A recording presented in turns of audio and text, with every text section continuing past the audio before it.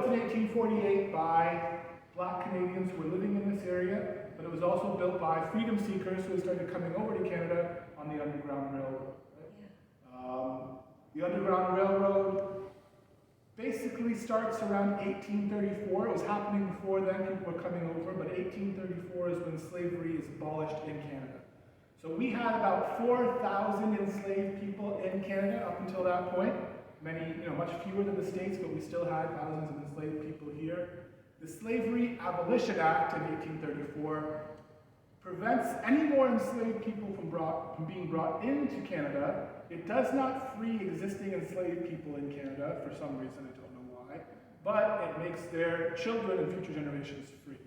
So once that bill is put into law, or that act I should say, is when you start to see freedom seekers coming over the border, because slavery wasn't abolished in the States for another 30 years or so, right? In 1865, right?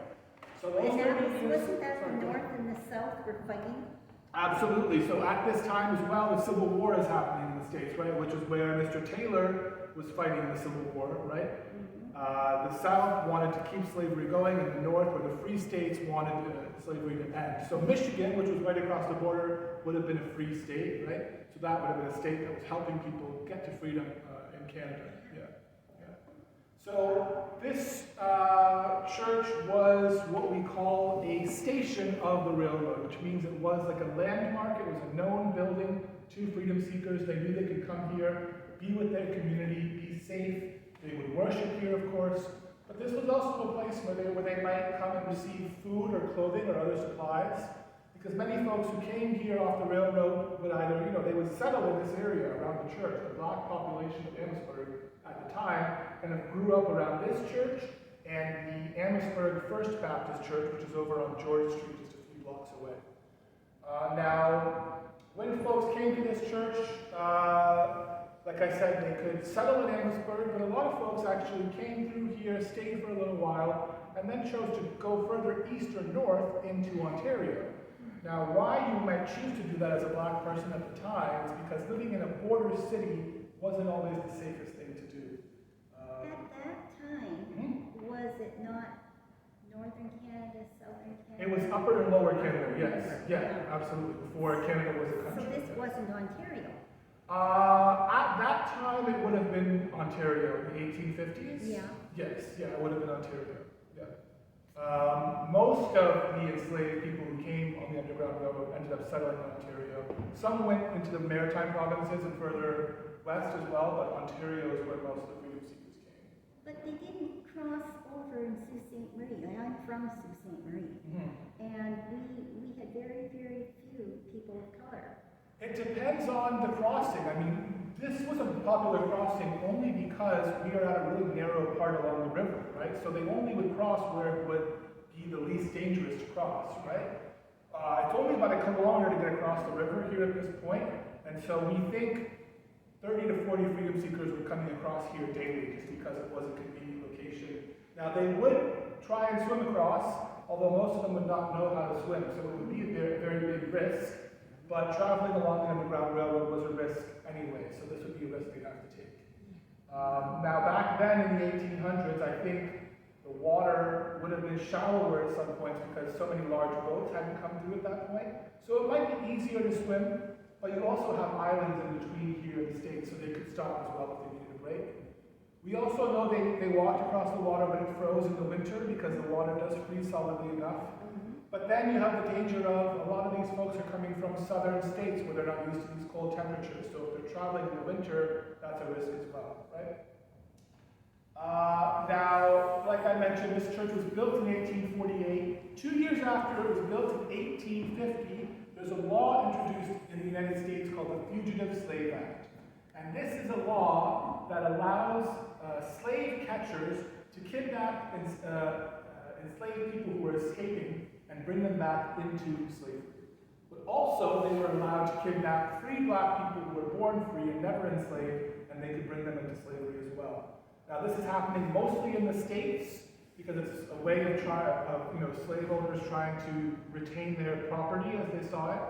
But we know slave catchers were coming over the border into Canadian cities like Amherstburg or nearby Windsor.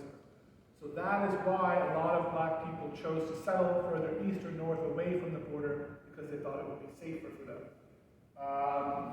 Now, because of that risk of being caught by a slave catcher, a lot of buildings on the Underground Railroad would have to have hiding places in them just in case. We know that this church used to have a trap door in the floor around this area. Now, the door isn't there anymore, but there is still a basement underneath us. There's a furnace and a few other things down there. So we believe that people were hidden here at some time because this was a station of the railroad and because the threat of slave catchers was very real. So this would have been here, but it would have been removed 20 years ago. Now, would there The benches were very narrow, huh? Yes, but one thing I'll point out, and you'll notice that in the cabin as well, people used to be a little smaller, right? Stairs, roofs were smaller. Over hundreds of years, people got taller and things like that. Most likely, each side of this bench could fit about 4 or 5 people, the whole family. That's what these sections were meant for. Right? Did you have a question? the music? Was the music different? Their music? It would have been, yeah, they would have had hymns, but they also maybe would have had like spiritual songs they would have brought with them. This section up here is where the church choir would have sung from, right? So that's the choir loft. So absolutely they would have had music here, people singing every week. We actually had an event here a few weeks ago where we had about 25 members of the Windsor Symphony Orchestra on stage here playing music. So music does sound very, very great in this building. The acoustics are amazing. So built in 1848, and about 40 years after they built the church in the 1880s, they had to repair the roof for the first time. So the roof was an issue for many years, and that was the first time it was repaired. But also in 1888 is actually when they added the choir loft. The choir loft was not an original part of the church. The church originally ended at that wall. They added that section on afterwards. And that's when they also added this section up here. So this is the organ platform. So the church organ would have been up there as well, but also your preacher or reverend would have preached from up here, most likely from behind what we call a pulpit, which is what that is under the window there. There's also one up in the choir loft as well, and there's a third one in the gallery. All 3 of those were carved by hand by a member of the congregation here over 100 years ago. Quite solid pieces, though. They look great considering they're over 100 years old.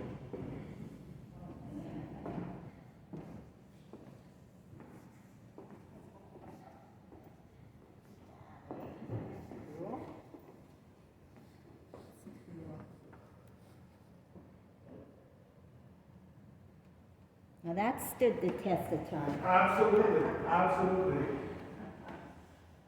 When you sometimes on TV, you'll see movies about that time period, and you hear them singing, and the songs sound so deep and so meaningful. Like there's so much being said.